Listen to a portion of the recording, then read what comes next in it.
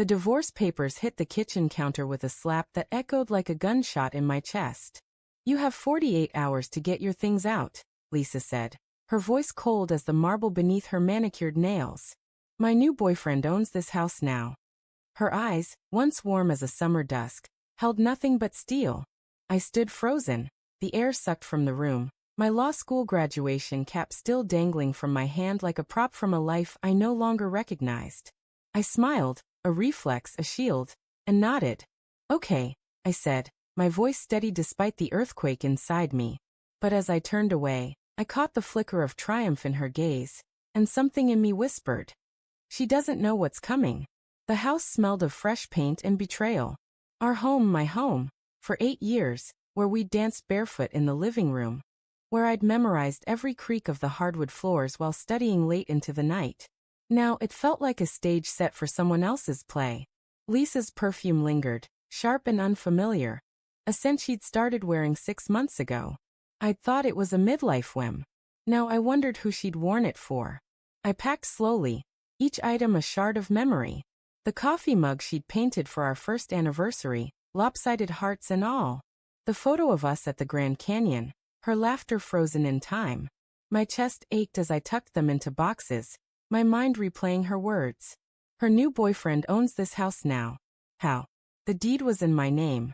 I'd paid the mortgage, every cent, while she'd flitted between yoga retreats and book clubs.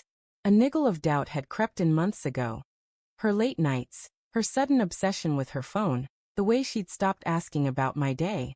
I'd chalked it up to stress, to my endless hours buried in law books. Denial is a powerful drug.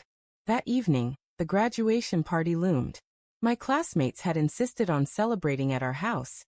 My house, its sprawling backyard perfect for string lights and champagne toasts. Lisa had agreed to host, her smile too bright when she'd offered. Another red flag I'd ignored. As I carried boxes to the garage, I overheard her on the phone, her voice low and syrupy. Yes, tonight. No, he won't suspect a thing. My stomach twisted, but I kept moving, pretending I hadn't heard. Let her think I was clueless. Let her think she'd won. By dusk, the backyard buzzed with laughter and clinking glasses. My classmates, still giddy from our ceremony, mingled under the fairy lights. Lisa played the perfect hostess, her red dress hugging her curves, her laugh a little too loud.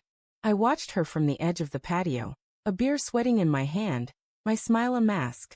She hadn't mentioned her boyfriend yet, but I felt his presence like a storm cloud. Who was he? Some rich client from her interior design side hustle?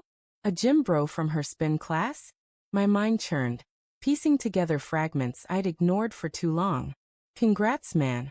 My friend Jake clapped me on the shoulder, his grin wide. You killed it. Top of the class, and now this party? You've got it all. I forced a laugh, my eyes drifting to Lisa as she refilled a guest's glass. Her hand lingered on his arm, a stranger in a tailored suit, his smirk too familiar, too possessive. My pulse quickened. Was he the one? I approached, my steps deliberate, my voice light. Lisa, who's your friend? The words tasted like ash. She turned, her smile faltering for a split second before recovering. This is Marcus, she said, her tone too casual. He's a client. Wanted to see the house. Marcus extended a hand, his grip firm, his eyes glinting with something I couldn't name. Arrogance, maybe. Or victory.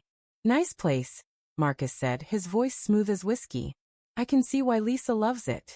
His words hung heavy, a challenge disguised as small talk. I nodded, my jaw tight, and excused myself. My heart pounded as I slipped into my study, the one room Lisa rarely entered. I needed answers. The desk drawer held the deed, tucked beneath a pile of old case studies. I scanned it, my breath catching. My name, clear as day. No liens, no transfers. The house was mine. So why had she said? My fingers trembled as I opened my laptop, logging into our joint bank account. The numbers stared back, a gut punch. $50,000 withdrawn last week. Transferred to an account I didn't recognize. My vision blurred, anger and heartbreak colliding. She'd planned this. She'd stolen from me. I returned to the party, the music now grating, the lights too bright. Lisa was by the pool, laughing with Marcus, her hand brushing his. I approached, my voice low but steady. Lisa, can we talk? Her eyes flicked to Marcus, then back to me, a flicker of unease crossing her face. Now? She asked, her tone sharp. It's your party, Tom. Enjoy it. I need to know, I said, my voice barely above a whisper. Why did you say he owns the house? The air between us crackled. Marcus stepped closer, his posture protective, predatory.